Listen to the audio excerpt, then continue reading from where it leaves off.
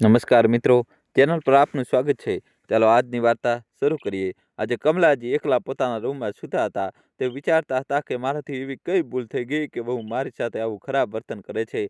હું તો વહુને કંઈ કહેતી પણ નથી. તે જ્યારથી આવી છે ત્યારથી મને સંભળાવતી રહે છે. દીકરો તો પહેલાંથી જ મને કડવું બોલતો હતો, પણ વહુના આવ્યા પછી તે બધું ખરાબ વર્તન કરે છે, કારણ કે વહુ મારા દીકરા કુણાલને મારી વિરુદ્ધ ભડકાવે છે. આ વિચારતા વિચારતા ત્યારે તેમની આંખ લાગી ગઈ. તેને ખબર જ ન પડી. જ્યારે સવાર થઈ ત્યારે બહુ જોરથી બૂમો પાડવા લાગી. માજી, શું તમારે આજે ઉઠવું નથી? આમ ઘોડા વીંચીને સૂતા રહેશો તો ઘરનું કામ કોણ કરશે? ત્યારે જ તેમનો દીકરો આવ્યો અને બોલ્યો, માં, મારા ઓફિસના કેટલાક મિત્રો રાત્રે જમવા આવશે. તેમના માટે રસોઈ તૈયાર રાખજો, કારણ કે તમારા હાથની રસોઈ, ખાસ કરીને પનીરનું શાક, મારા મિત્રોને બહુ પસંદ છે. તેઓ કહેતા હતા કે તમારી માતાના હાથમાં જાદુ છે, એટલે તેઓ અહીં આવી રહ્યા છે. ત્યારે કમલાજી બોલ્યા, કેટલા લોકોનું ખાવાનું બનાવવાનું છે બેટા? માતાનો ધ્રુજતો અવાજ સાંભળતા જ કુણાલને ગુસ્સો આવ્યો અને તે રૂખા અવાજે બોલ્યો, પહેલાં તો તમે આ ધ્રુજવાનું બંધ કરો. ત્યારે તમને ખબર પડે છે કે તમને સુગરની બીમારી છે તો પરેજી કેમ નથી રાખતા? આખો દિવસ ગમે તે ખાઈને તમારી તબિયત બગાડો છો, જેના કારણે મારે પરેશાન થવું પડે છે અને ઈલાજ કરાવવો પડે છે, પણ તમને ગમે તેટલું બોલો, કંઈ ફરક નથી પડતો. કુણાલ ગુસ્સે થઈને ચિલ્લાયો તો તેની પત્ની સીમાને પોતાની સાસુ પર ભડકવાની તક મળી ગઈ. આજ વાત તો હું તેમને સમજાવીને થાકી ગયો છું કે મીઠું ઓછું ખાઓ, જેના કારણે તમને તકલીફ થાય છે. ઘરમાં નાના બાળકો છે, તેમને છોડીને તમારી સાથે હોસ્પિટલના ચક્કર કાપવા પડે છે. આ સાંભળી કમલાજી બોલ્યા, બેટા, કેટલી વાર તો તને કહ્યું છે કે મને ડૉક્ટર પાસે લઈ જા અથવા મને દવા લાવવા માટે થોડા પૈસા આપી દે, પણ તમે બંને સાંભળતા જ નથી અને હવે મારા પર જ બૂમો પાડી રહ્યા છો. દોસ્તો, કહાની છેલ્લા સુધી જોજો અને વિડીયો લાઇક કરીને ચેનલ સબસ્ક્રાઈબ કરી દો. ત્યારે કુણાલ બોલ્યો, ઠીક છે માં, આજે સીમા તમને ડૉક્ટર પાસે લઈ જશે અને દવા અપાવી દેશે. કુણાલે આ કહ્યું તો સીમા તેની વિરુદ્ધ બોલી, અરે કંઈ નથી, માજીનું સુગર તો ફક્ત તેમની ચટોરી જીભને કારણે વધુ છે. સ્વાદમાં ગમે તે ખાઈ લે છે અને પછી આખો દિવસ ધ્રુજતા રહે છે. જો આખો દિવસ ખાવા પર કાબૂ રાખશે તો સુગર નોર્મલ થઈ જશે. કુણાલે પણ તેની પત્ની સીમાની વાતમાં હા મિલાવી અને કહ્યું, બપોરે મારો એક જરૂરી પાર્સલ ઘરે આવવાનો છે, તો તે લઈ રાખજે. રાતની રસોઈ તું જ બનાવી દેજે. માની તબિયત સારી નથી, મારા 4-5 મિત્રો ઓફિસથી આવશે, તું સરસ જમવાનું બનાવજે. આ સાંભળીને સીમા હેરાન થઈને બોલી, અરે, હું કેવી રીતે મહેમાનો માટે રસોઈ બનાવીશ? મારે તો આજે મારી સહેલી સાથે ફરવા જવાનું છે અને પછી સાંજે તેની બર્થડે પાર્ટીમાં પણ જવાનું છે.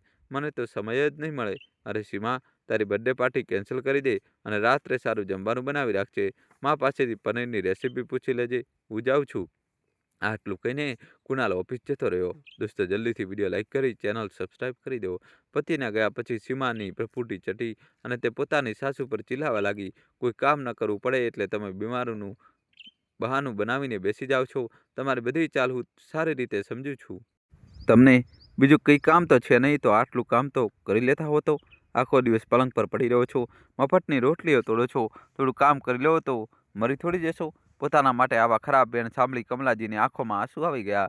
તેનો શ્વાસ પણ હવે સતત ફૂલી રહ્યો હતો. હવે આલી હાલતમાં તેમણે કંઈ બોલવું ઠીક ન માન્યું અને તેઓ પોતાના રૂમમાં જતા રહ્યા. બડબડાટ કરતી સીમાએ જેમ તેમ કરીને ડિનર તો બનાવી દીધું. સાંજે કુણાલના મિત્રો આવ્યા અને વાતો કરી અને જમ્યા, પણ મહેમાનો ગયા પછી એઠા વાસણોનો ઢગલો વહુએ એમ જ છોડી દીધો હતો. બીજા દિવસે સવારે જ્યારે કમલાજી મંદિરથી પૂજા કરીને પાછા આવ્યા તો જોયું કે દીકરા અને વહુ ક્યાંક જવા માટે તૈયાર ઊભા હતા. પોતાની સાસુને જોતા સીમા બોલી, માજી, થોડા વાસણો પડ્યા છે તે ધોઈ નાખજો અને રાતનું જમવાનું બનાવી રાખજો, અમે મોડા આવીશું. કુણાલે પણ પત્નીની હામાં હા મિલાવી. આજે રવિવાર હતો અને દીકરો વહુ બાળકોને લઈને બહાર જઈ રહ્યા હતા. ક્યાં જઈ રહ્યા હતા એ કમલાજીને ખબર નહોતી અને તેમને પૂછવાની હિંમત પણ નહોતી. કમલાજીએ રસોડામાં જોયું તો વાસણોનો મોટો ઢગલો હતો. જેમ તેમ હિંમત કરીને તેમણે વાસણો સાફ કર્યા અને પછી પથારીમાં આવીને સૂઈ ગયા. સૂતા તેઓ ભૂતકાળમાં ખોવાઈ ગયા. 10 વર્ષ પહેલાં કમલાજી બહુ હોશથી સીમાને વહુ બનાવીને લાવ્યા હતા. તેઓ તેને દીકરી જ માનતા હતા, પણ સીમાએ તો આવતાની સાથે જ ઘરનો નકશો બદલી નાખ્યો. દોસ્તો, જલ્દીથી વિડીયો લાઇક કરીને ચેનલ સબસ્ક્રાઈબ કરી દો તમારા ભાઈ માટે. તે મનમાની કરવા લાગી અને કુણાલને પણ પોતાના વશમાં કરી લીધો. કુણાલ પહેલાં જ માની કદર નહોતો કરતો અને સીમાએ બાકીની કસર પૂરી કરી દીધી. ઘરમાં બધું જ સીમાની મરજી મુજબ થતું. કમલાજીની હાલત ઘરમાં રાખેલા જૂના સામાન જેવી થઈ ગઈ હતી. સીમાના આવ્યા પહેલાં એક નોકરાણી હતી, પણ સીમાએ તેને કાઢી મૂકી. તેનું કહેવું હતું કે ઘરમાં સાસુમાં નવરા બેસી રહે છે તો નોકરાણીને પૈસા આપવા નકામા છે. આ ઉંમરે હાથ પગ ચાલતા રહેવા જોઈએ, નહીંતર ખાટલામાં પડી જશે તો સેવા કોણ કરશે? કમલાજી આ બધું વિચારી જ રહ્યા હતા ત્યાં ઘરની ઘંટડી વાગી. દીકરા અને બહુ પાછા આવ્યા હતા. કમલાજીએ જમવાનું પીરસ્યું, પણ જમવા બેસતા જ કુણાલ બૂમ પાડીને બોલ્યો, આ શું બનાવ્યું છે? દાળ તો સાવ પાણી જેવી છે. વઘાર કરવાનું ભૂલી ગયા કે શું? આવું મોડું ખાવાનું તો દર્દીને પણ ના અપાય. માં, તમને રસોઈ બનાવતા પણ નથી આવડતું? એના કરતાં તો અમે બહાર જ જમી લીધું હોત. હું મહેનત શું આ ખરાબ ખાવા માટે કરું છું? આટલું કહી કુણાલ ઊભો થઈ ગયો અને સીમાને કહ્યું, ચાલ આપણે બહાર જ જમી લઈએ. કમલાજી કંઈ બોલી ન શક્યા અને બસ ઊભા રહીને તેમને જોઈ રહ્યા. બિચારા કમલાજીએ જ જમવાનું જમીને સૂઈ ગયા. જ્યારે મોડી રાત્રે દીકરો વહુ આવ્યા ત્યારે દરવાજો ન ખુલતા સીમાએ પોતાની ચાવીથી દરવાજો ખોલ્યો. તે જ સમયે કમલાજીની ઊંઘ ઉડી ગઈ અને તેઓ પાણી પીવા રસોડામાં ગયા ત્યારે તેમને કંઈક અવાજ સંભળાયો. તેઓ કુણાલ અને સીમાના રૂમ પાસે ઊભા રહ્યા. તેમણે જે સાંભળ્યું તે સાંભળીને તેઓ અંદરથી હલી ગયા. સમય વીતતો ગયો અને કમલાજીની તબિયત વધુ બગડવા લાગી. ચેકઅપ કરાવતા ખબર પડી કે સતત હાઈ સુગરને કારણે તેમની કિડનીમાં તકલીફ થઈ છે. કુણાલ તેમને એડમિટ કર્યા, પણ થોડા દિવસ પછી ખર્ચને કારણે તે દવા લેવામાં આનાકાની કરવા લાગ્યો. કમલાજી જ્યારે પણ દવા માટે કહેતા તે બીજી હોવાનું નાટક કરતો. કમલાજીનું જીવન શરૂઆતથી જ મુશ્કેલી ભર્યું હતું. 5 બહેનોમાં સૌથી મોટા કમલાજીને અપશુકની આળ માનવામાં આવતા હતા. ભણવાનું સપનું અધૂરું રહી ગયું અને પૈસાની તંગીને કારણે તેમનાથી બમણી ઉંમરના વિધુર વ્યક્તિ સાથે તેમના લગ્ન કરાવી દેવામાં આવ્યા. સાસરીમાં પણ તેમની હાલત નોકરાણી જેવી હતી. પતિ દારૂ અને જુગારમાં પૈસા ઉડાવતા અને પછી દારૂના વ્યસનને કારણે તેમનું મૃત્યુ થયું. કમલાજી નાની ઉંમરે વિધવા થયા. જેઠ જેઠાણીએ તેમને ઘરની બહાર કાઢી મૂક્યા. તેમણે લોકોના ઘરે કામ કર્યું, સ્કૂલમાં આયા તરીકે નોકરી કરી અને કુણાલને ભણાવ્યો. કુણાલ ભણીને મેનેજર બન્યો અને સીમા સાથે લગ્ન કર્યા. કમલાજીને લાગ્યું કે હવે સુખ આવશે, પણ સીમાના આવ્યા પછી સ્થિતિ વધુ ખરાબ થઈ ગઈ. દોસ્તો, જલ્દીથી ચેનલ સબસ્ક્રાઈબ કરી દો. એક દિવસ સીમાના મગજમાં એક વિચાર આવ્યો. તેને કુણાલને કહ્યું, તમને ખબર છે કે મારી બહેનનું એડમિશન આ શહેરમાં થયું છે? મેં તેને કહી દીધું છે કે તે હવે આપણી સાથે રહેશે. તમે તમારી મા માટે બીજો કોઈ બંદોબસ્ત કરી લો. આટલા નાના ઘરમાં આપણે બધા નથી રહી શકતા. તમારી મા તો આખો દિવસ પડી રહે છે. બાળકોને પણ તકલીફ થાય છે. તમે તેમને વૃદ્ધાશ્રમ છોડી આવો. તેમનો રૂમ ખાલી થશે તો મારી બહેન ત્યાં રહી શકશે. કુણાલ બોલ્યો, સીમા, તું શું બોલે છે? આપણે માને વૃદ્ધાશ્રમમાં કેવી રીતે છોડી શકીએ? મારી પણ કંઈક જવાબદારી છે. સીમા બોલી, કુણાલ, અત્યારે ઇમોશનલ થવાનો સમય નથી. પ્રેક્ટિકલ વિચારો. માજી વારંવાર બીમાર પડે છે. તેમના દવાનો ખર્ચ પણ બહુ થાય છે. જો તેમને બોજ ઉતરશે તો હું નોકરાણી રાખી શકીશ. આપણે આપણું પણ પરિવાર છે. હવે મેં નક્કી કરી લીધું છે. સીમા, તું સાચું કહી રહી છે. હું કાલે જ મા સાથે વાત કરું છું. તું કાલે જ માજીને પોતાનો સામાન પેક કરવા કહી દે. તેમને વૃદ્ધાશ્રમ છોડી દેવા જ ઠીક રહેશે. કુણાલે પોતાની પત્નીને હામાં હા મિલાવી. કમલાજી બહાર હોલમાં બેઠા બેઠા દીકરા અને વહુની આ બધી વાતો સાંભળી રહ્યા હતા.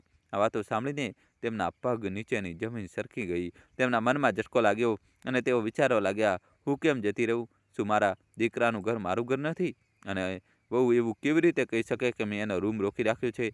કમલાજીએ યાદ કર્યું કે કેટલી તકલીફો વેઠીને તેઓ દીકરાને આ દુનિયામાં લાવ્યા હતા. પતિના મૃત્યુ પછી મુશ્કેલીઓ સામે લડીને તે ભણાવ્યો, ગણાવ્યો અને પગભર કર્યો. આજે તેના માથા પર જે છત છે તે કમલાજીની મહેનતને કારણે છે. અને આજે એ જ દીકરો તેમને વૃદ્ધાશ્રમ મોકલવાનું વિચારી રહ્યો હતો. તેમની આંખોમાં આંસુ આવી ગયા. રાત્રે જ્યારે બધા સૂઈ ગયા ત્યારે કમલાજીની આંખોમાં ઊંઘ નહોતી. તેઓ વિચારી રહ્યા હતા કે જો રૂમ ખાલી જ કરાવો હતો તો મને સ્ટોર રૂમમાં કે હોલમાં જગ્યા આપી દીધી હોત. વૃદ્ધાશ્રમ મોકલવાની શું જરૂર હતી? પણ પછી તેમને વિચાર આવ્યો કે હવે દીકરો પોતાનો રહ્યો ક્યાં છે. બીજા દિવસે સવારે જ્યારે કુણાલ અને સીમા ઉઠ્યા ત્યારે જોયું કે કમલાજી હજી સુધી બહાર નથી આવ્યા. સીમા તો એ જ રાહ જોઈ રહી હતી કે ક્યારે માજી બહાર આવે અને ક્યારે તેમને વૃદ્ધાશ્રમની વાત કરે. 1 કલાક વીતી ગયા પછી ત્યારે તેમણે રૂમનો દરવાજો ખોલ્યો તો મા ત્યાં નહોતા. અલમારી ખાલી હતી અને સામાન ગાયબ હતો. પલંગ પર એક ચિઠ્ઠી પડી હતી જેમાં લખ્યું હતું, મારા વાલા દીકરા કુણાલ, હંમેશા સુખી રહેજે. તું અને તારી પત્ની મારા વિશે શું વિચારો છો એ જાણવા છતાં મારા મનમાંથી તારા માટે આશીર્વાદ જ નીકળે છે. પણ મારે મારી આગળની જિંદગી કેવી રીતે જીવવી એનો નિર્ણય હું તમને નહીં કરવા દઉં. હું તારી માં છું. કોઈ નિર્જીવ સામાન નથી કે ઉઠાવીને ઘરની બહાર ફેંકી દીધી. હું ઘર છોડીને જઈ રહી છું જેથી તમારા પરથી બોજ ઓછો થાય. તારી અભાગી માં. ચિઠ્ઠી વાંચીને કુણાલને થોડીવાર પસ્તાવો થયો, પણ થોડી જ વારમાં સીમાની બહેન પ્રિયા ઘરે આવી અને ઘરમાં ફરી પાર્ટીનું વાતાવરણ થઈ ગયું. તેઓ માજીને ભૂલી ગયા. બીજી તરફ કમલાજી પોતાની વિધવા પેન્શનના પૈસા લઈને પોતાના પિયરના ગામ પહોંચ્યા. પિયરનું ઘર વર્ષોથી બંધ હતું. તેમણે પોતાના બહેનોને ત્યાં બોલાવી. બહેનોએ તેમને પોતાના ઘરે આવવા કહ્યું, પણ કમલાજી કોઈના પર બોજ બનવા માગતા નહોતા. બહેનોએ પિતાના ખેતરના કમલાજીને ભેટમાં આપ્યા અને થોડી આર્થિક મદદ કરી. દોસ્તો, કહાનીમાં જબરદસ્ત ટ્વિસ્ટ આવશે. છેલ્લા સુધી જોજો અને વિડીયો લાઇક કરી ચેનલ સબસ્ક્રાઇબ કરી દો. કમલાજીએ ખેતરમાં મજૂરો લગાવીને ખેતી શરૂ કરી.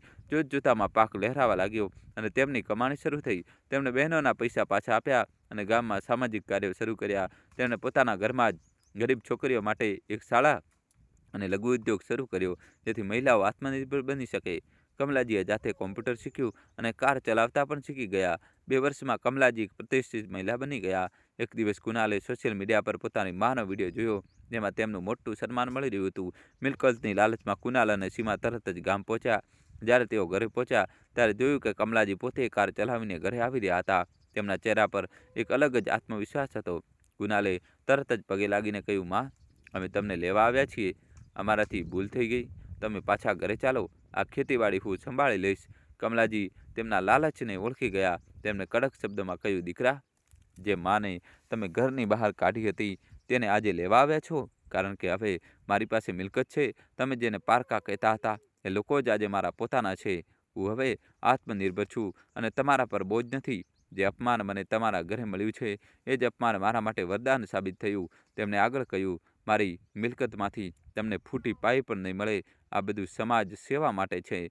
કમલાજીએ નોકરને મહેમાનો માટે ચા નાસ્તો લાવવા કહ્યું અને પોતે એક નવી પાર્ટીમાં જવા નીકળી ગયા. કુનાલ અને સીમા પસ્તાવા સાથે ખાલી હાથે પાછા ફર્યા. બોધ એ છે કે દોસ્તો, મા બાપ ક્યારેય બોજ નથી હોતા અને જો તેમને યોગ્ય તક અને સન્માન મળે તો તેઓ કોઈના પર નિર્ભર રહ્યા વગર પોતાનું નવું સામ્રાજ્ય ઊભું કરી શકે છે. દોસ્તો, આ વિડીયોને હાઈપ કરજો, વિડીયોને લાઇક કરજો, ચેનલને સબસ્ક્રાઇબ કરજો અને તમારા મિત્રો સાથે શેર કરજો. અને કોમેન્ટમાં મિત્રો જય શ્રી કૃષ્ણ તમારા ભાઈ માટે લખવું જ પડશે. જલ્દીથી લખી દો. વિડીયો લાઇક કરી ચેનલ સબસ્ક્રાઇબ કરી દો. ખૂબ ખૂબ ધન્યવાદ. દિલથી આભાર.